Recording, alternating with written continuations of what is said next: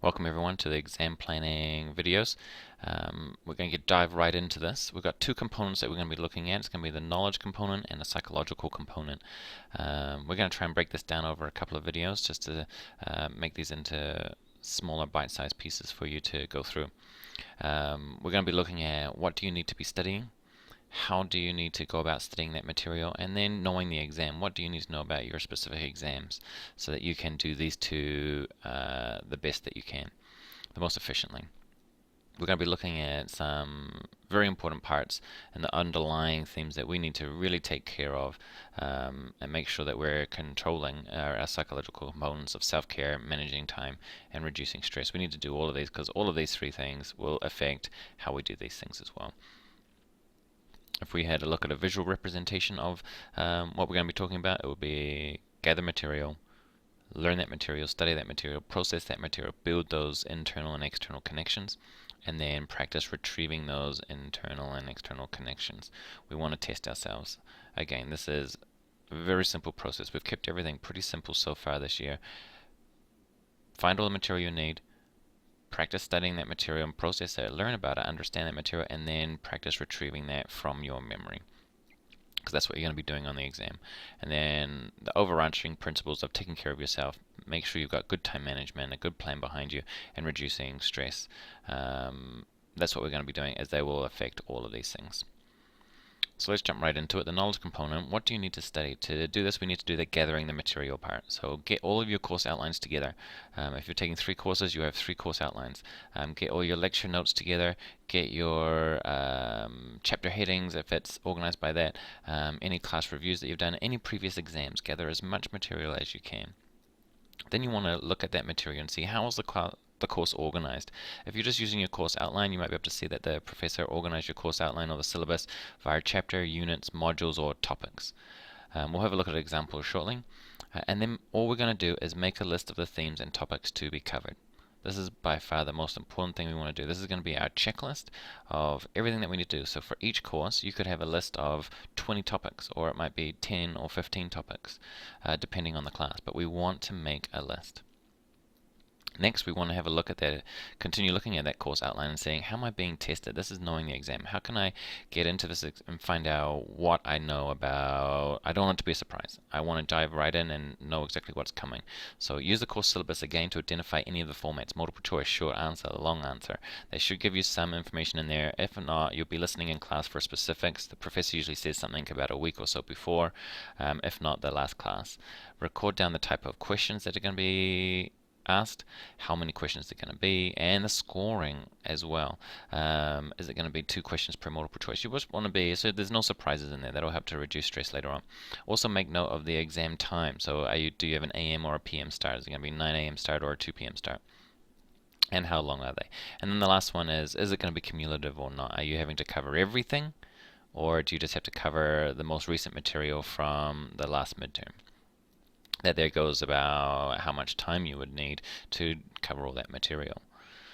Let's have a look at an example here. This is a computer-generated version of a student that had 3 classes, Psych 285, Ed Policy Studies 425, Ed Psych 442.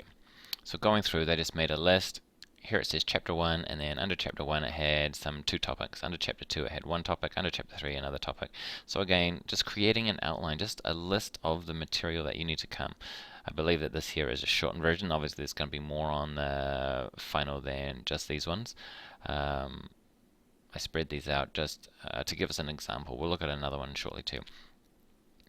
Dominant conceptions of development, critical conceptions of development, conceptions of education for development. Again, we've got major topics underneath here, and then there was check readings for each topic. So each topic had 2 or 3 readings that went with it. And then again, this was a textbook as well, and these are just the chapters from the textbook. Going through and just making a list of what the material is that's going to be covered. All the material. So we're just going to start there. You can then make this as detailed. We work with students and we make a full outline. Or you can just go for each chapter have 10 or 12 topics. Maybe one chapter will have only 5 major topics that you need to go through and learn. What we want to do is we just want to have a list and use this as a checklist about where we're going to spend our time. So it's going to help inform us, but we want this list. Next, we want to have the format. So we have a format that's going to be 50 multiple choice, 50 minutes, 50 marks. Oh, I'm now looking at this. This is an example from a midterm. So imagine that it's going to be a little bit longer. But again, how we prepare for the midterm is going to be how we prepare for the final, just on a larger scale. And then here we've got grades for each of these exams. Here we can see that we've got a priority box. We didn't fill this in. This here would be a chance for you to identify which one takes the most priority. Some students base their priority on how highly weighted the grade at the course is, the exam is. Others will base it on how much information needs to be covered. So saying priority can be which one's more difficult, which one needs more time. Again, it's your choice. You can put priority 1 for all of these. These are all important, so you're going to divide your time evenly. Or you're saying, nope, 285 is going to be my main priority, and the other two I'm just going to label at level 2. So they need the same amount of time. This one here needs more time. So I'll somehow figure out in my time management system where I can do that. But again, it just gives us that focus right now so that we can start planning. Some things that the second part of that, the second stage that we looked at was preparation and processing that material. So everything that we've done so far about building connections, we want to be looking at predicting questions. So we want to make those questions. We want to look at fact, concept, and skill questions. We want to be starting to draw and make those concept maps for each of our topics. We want to start consolidating our information. We've got class notes, we've got lecture notes, we've got notes from our readings. We want to start consolidating this into major summary sheets. If we can put more information into a concept map, that gives me that bird's eye view to then start testing myself on. If you're doing multiple choice or short answer type tests, then using DICE is an amazing way to help focus your preparation for those kinds of tests. They force you to look at a definition, the importance of each concept, the characteristics of each concept, and an example of each concept. We want to be using these. Again, refer to other videos that we've talked about the exact layout for doing these. We want to be building those connections so that it makes it easier for us to remember and recall longer. We're building meaning when we do this type of studying, so we want to do that. And then the single most important thing that we really have to start including is test appropriate practice. We must be testing ourselves during these final sessions. We really have to include this and incorporate this as much as we can, whether that's creating our own questions, answering questions from a textbook, or doing past exams. We don't want to solely focus just on past exams because that could give us a false sense of security or familiarity, thinking, oh, well, hopefully these questions will be on there. What we want to do is we want to build the connections and then practice doing those tests. Either our own tests from the textbook, or previous exams. Another list of strategies that we have here: prepare the material, retrieve the material. I made this list up just as a summary from a bunch of different sources. Again, we're not going to go through each of these. These are things that we've talked about before, or things that you can follow up on as well. But again, it's highlighting prepare the material, test the material. Prepare the material, test the material. We have to be incorporating these two things in our preparation. Again, when we are trying to do that studying, we want to, when we're about to organize our study plan to prepare all of that list of information we've made for each of our classes, we want to spread it out. The number one thing we can do is spread out our time, our studying over time. It allows for some forgetting, but then it also makes sure that we're adding those reviews, and it stops most of our forgetting by transferring it to long-term memory. Every time we come back to that material and we struggle, it is amazing if we struggle. Let that struggle be a good thing. Don't think of it as you don't know the material. Don't let it beat yourself up that you're struggling with trying to recall it every time you come back to it.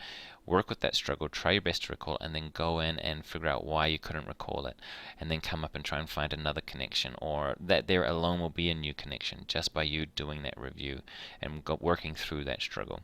And again, be aware, very aware, that mistakes are amazing. We have to make mistakes. If we make mistakes, then I'm going to learn from those mistakes. I'm creating new connections, whether it's internal or external.